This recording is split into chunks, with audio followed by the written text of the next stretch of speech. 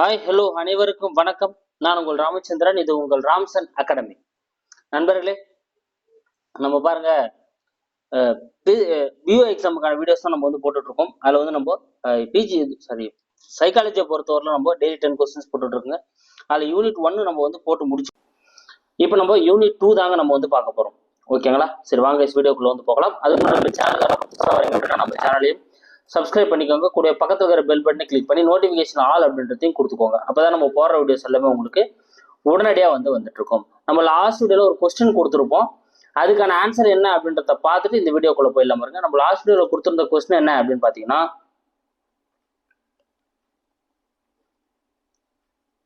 உருவாக்கும் சிந்தனை என அழைக்கப்படுவது எது அப்படின்றத வந்து நம்ம வந்து லாஸ்ட் வீடியோவில் கொடுத்துருந்தோங்க. ஓகேங்களா? ஸோ உருவாக்கும் சிந்தனை என அழைக்கப்படுவது எது அப்படின்னு பார்த்தீங்கன்னா எதுங்க? விரி சிந்தனை. ஓகேங்களா? விரி சிந்தனை தான் வந்து எப்படி அழைக்கப்படுது? உருவாக்கும் சிந்தனை அப்படின்னு சொல்லிட்டு என்ன பண்ணப்படுதுங்க? அழைக்கப்படுதுங்க. உருவாக்கும் சிந்தனை, அதாவது கிரியேட்டிவ் திங்கிங் அப்படின்னாலே என்னதுங்க? அது வந்து விரி சிந்தனையை தான் வந்து குறிக்குது. அப்போ டி தான் வந்து இதுக்கான ஆன்சர். ஓகேங்களா? சரி, இன்னைக்கான 10 கொஸ்டின்ஸ் பார்க்கலாம். அதில் ஃபர்ஸ்ட் கொஸ்டின் பார்க்கலாம் பாருங்க. ஒரு கேள்விக்கு அதற்கு தகுந்த சரியான ஒரே ஒரு விடை மட்டுமே பெறுவதாகும். தூண்டலுக்கு ஒரு குறிப்பிட்ட துலங்களை மட்டுமே பெறுவது டேஷ். ஒரு கேள்விக்கு ஒரே ஒரு பதில் மட்டும் சரியான பதில சொல்றது. அதே தூண்டலுக்கு வந்து பார்த்தீங்கன்னா ஒரு குறிப்பிட்ட துலங்களை வந்து என்ன பண்றது? வெளிக்கொண்டு வர்றது. ஓகேங்களா? ஒரே ஒரு துலங்களை மட்டும். அதை என்ன அப்படின்னு சொல்றாங்க அப்படின்னு பார்த்தீங்கன்னா எதுங்க? குவி சிந்தனை. ஓகேங்களா? ஸோ அந்த கேள்விக்கான அந்த பதில் மட்டும், அந்த தூண்டலுக்கான ஒரு துலங்களை மட்டும் என்ன பண்றது? வர வைக்கிறது. அது என்னன்னு சொல்றாங்க அப்படின்னா குவி சிந்தனை அப்படின்னு வந்து சொல்றாங்க. ஏன்னா அது வேற விதமான யோசிக்க மாட்டாங்க. வாட் இஸ் வாட், இதுக்கு தான்பா அப்படின்ற மாதிரி அப்படின்றவங்க சொல்லிடுவாங்க. அப்ப அது வந்து குவி சிந்தனை அப்படின்னு சொல்லிட்டு அழைக்கப்படுது. அடுத்து இரண்டாவது கேள்வி பாருங்க. துழாவி பார்க்கும் சிந்தனை என அழைக்கப்படுவது எது?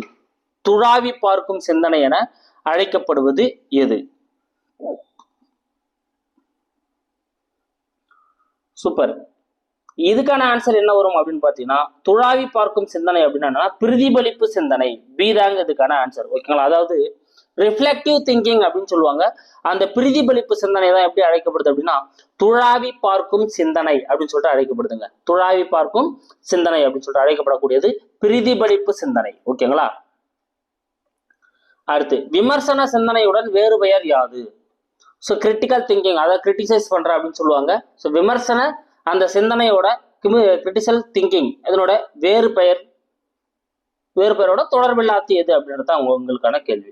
ஸோ இதுக்கான ஆன்சர் என்ன வரும் அப்படின்னு பார்த்தீங்கன்னா துருவி பார்க்கும் சிந்தனை, அது விமர்சன சிந்தனையை தான் குறிக்கும். அடுத்து வந்து பார்த்தீங்கன்னா திறனாய்வு சிந்தனை, இதுவும் விமர்சன சிந்தனையை தான் குறிக்கும்.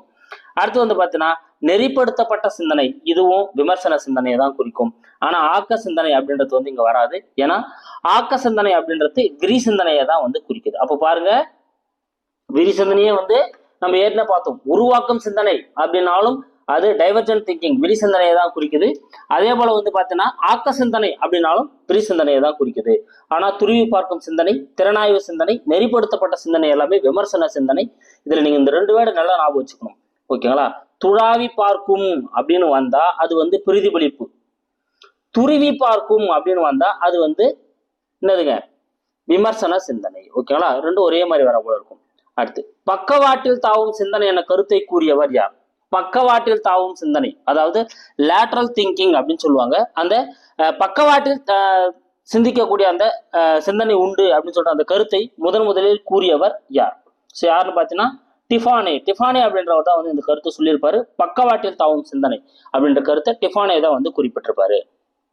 த யூஸ் ஆஃப் லேட்ரல் திங்கிங் எனும் நூல் யாருடையது? The use of lateral thinking எனும் நூல் யாருடையது? சூப்பர். யாருங்க? The use of lateral thinking அப்படின்ற நூல் யாருடையது அப்படின்னு பார்த்தீங்கன்னா டிஃபானே. இதில் தான் என்ன பண்ணியிருப்பாரு? இவர் வந்து இந்த பக்கவாட்டில் தாவும் சிந்தனையை பத்தி என்ன பண்ணியிருப்பாரு? கருத்து வந்து முதல்ல வந்து முன் வச்சிருப்பாரு. அப்ப டிஃபானோ அப்படின்றத வந்து இதுக்கான ஆன்சர்.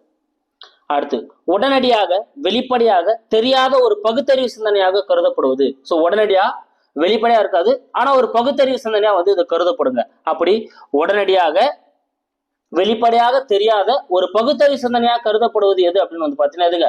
பக்கவாட்டில் தாவும் சிந்தனை. ஓகேங்களா? ஸோ பக்கவாட்டில் தாவும் சிந்தனை கருத்தை சொன்னவர் டிஃபானே.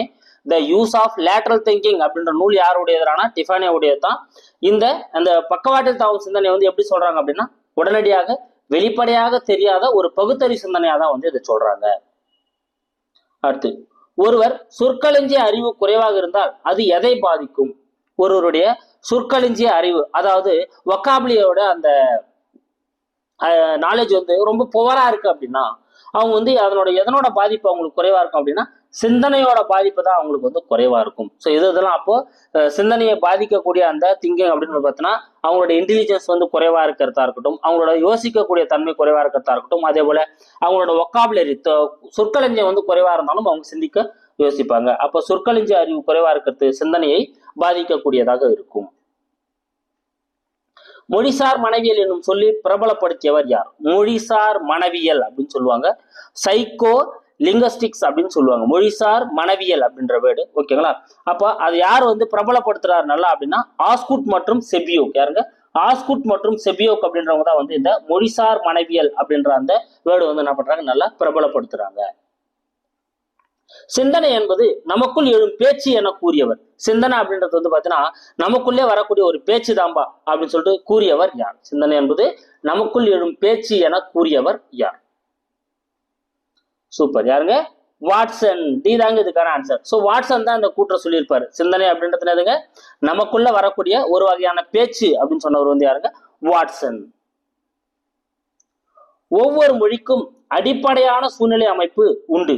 பல்வேறு மொழிகளின் மேற்பரப்பு அமைப்பில் ஒற்றுமை உள்ளது என கூறியவர். இந்த கூற்றை நம்ம இதுக்கு முன்னால வேற மாதிரி பார்த்திருப்போம். அப்படியே லைட்டா கொஞ்சம் வேற மாதிரி பார்க்கிறோம். உலகின் மொழிகள் யாவற்றுக்கும் பொதுவான சில பண்புகள் உள்ளனன்னு சொன்னவர் யாருங்க? சோம்ஸ்கின்னு பார்த்தோம். கரெக்டுங்களா? அதே கூற்று தான் கொஞ்சம் என்ன பண்ணிருக்காங்க, வேற ஒரு எக்ஸாம்ல கொஞ்சம் அப்படியே மாற்றி கேட்டிருக்காங்க. எப்படி கேட்டிருக்காங்க பாருங்க. ஒவ்வொரு மொழிக்கும் அடிப்படையான சூழ்நிலை அமைப்பு உண்டு, பல்வேறு மொழிகளின் மேற்பரப்பு அமைப்பில் ஒற்றுமை உள்ளது. அப்போ எல்லா மொழிகளுக்கும் ஒரு ஒற்றுமை இருக்கின்றத இப்படி மாற்றி சொல்லியிருக்காங்க. யார் சொல்லியிருக்காரு? சோம்ஸ்கி அப்படின்றவர் தான் வந்து சொல்லியிருக்காரு. அப்போ சீதா வந்து இதுக்கான சரியான ஆன்சர். அடுத்து இந்த 10 கொஸ்டின் ஒரு வேகமா ரிவிஷன் கொடுத்துட்றேன். ஒரு கேள்விக்கு அதுக்கு சரியான ஒரே ஒரு விடையை மட்டும் கொடுத்தா அது நம்ம குவி சிந்தனை அப்படின்னு நம்ம வந்து சொல்றோம். துராவி பார்க்கும் சிந்தனை அப்படின்னா எதுங்க? பிரதிபலிப்பு சிந்தனை தான். இதுல துருவி பார்க்கும் திறனாய்வு நெறிப்படுத்தப்பட்ட அப்படின்னா விமர்சன சிந்தனையை குறிக்குது. ஆக்க சிந்தனைனா விரி சிந்தனையை தான் குறிக்குது. பக்கவாட்டில் தாவும் சிந்தனை அப்படின்ற கருத்தை கூறியவர் யாருன்னா டிஃபானா தான் சொல்றாரு. The use of lateral thinking அப்படின்ற நூலும் டிஃபானாவுடைய தான். உடனடியாக வெளிப்படையாக தெரியாத ஒரு பகுத்தறி சிந்தனையாக கருதப்படுறது எது அப்படின்னா பக்கவாட்டில் தாவும் சிந்தனை தான். ஒருவருக்கு சொற்களஞ்சிய அறிவு குறைவா இருந்தா அது அவருடைய எதை பாதிக்கும் அப்படின்னா சிந்தனையை தான் வந்து என்ன பண்ணக்கூடியதாக இருக்கும், பாதிக்கக்கூடியதாக வந்து இருக்கும். மொழிசார் மனவியல் அப்படின்ற சொல்ல யார் பிரபலப்படுத்துறாரு அப்படின்னா ஆஸ்குட் மற்றும் செபியோக் அப்படின்றவங்க தான் வந்து பிரபலப்படுத்துறாங்க. சிந்தனை அப்படின்றது நமக்குள்ள எழும் பேச்சுன்னு சொன்னவர் வந்து வாட்சன். அடுத்து எல்லா மொழிகளுக்கும் அடிப்படையான ஒரு அமைப்பு உண்டு, அமைப்பில் ஒற்றுமை உள்ளது அப்படின்னு சொன்னவர் வந்து பார்த்தீங்கன்னா சோம்ஸ்கி அப்படின்றவர் தான் வந்து சொல்றாருங்க. இந்த வீடியோக்கான உங்களுக்கான கேள்வி, பகுத்தறிவு சிந்தனையானது குழந்தைகளிடம் இரு வழிகளில் தோன்றுகிறது என கூறியவர். ஓகேங்களா? சோ அப்ப அந்த பகுத்தறிவு சிந்தனை வந்து பாத்தீங்கன்னா குழந்தைங்க கிட்ட 2 வழியில வந்து உருவாகுதுங்க அப்படின்னு சொல்லிட்டு கூறியவர் யார்? ஸோ 4 ஆப்ஷன்ஸ் இருக்கு. இதுக்கான ஆன்சர் என்ன வரும் அப்படின்றத கமெண்ட்ல சொல்லுங்க. இல்லை நெக்ஸ்ட் வீடியோ வெயிட் பண்ணுங்க, நான் நாளைக்கு போற வீடியோல உங்களுக்கு இது நான் கொடுத்துறேன். ஓகேங்களா? ஸோ உங்களுக்கு அதே போல இன்னொரு வீடியோ போட்டிருக்கேன், யூனிட் 5க்கான அந்த டெஸ்ட் ஸ்பிரிட் டெஸ்ட் வீடியோ போட்டிருக்கேன். அது யாருன்னா பார்க்காம இருந்தீங்கன்னா அந்த வீடியோ போய் பார்த்துட்டு அந்த டெஸ்ட்டுக்கு வந்து ரெடியா இருங்க. ஓகேங்களா? அது நாளைக்குல இருந்து ஸ்டார்ட் ஆகுது. Thank you guys. அடுத்த வீடியோல வந்து நான் உங்களுக்கு சந்திக்கிறேன்.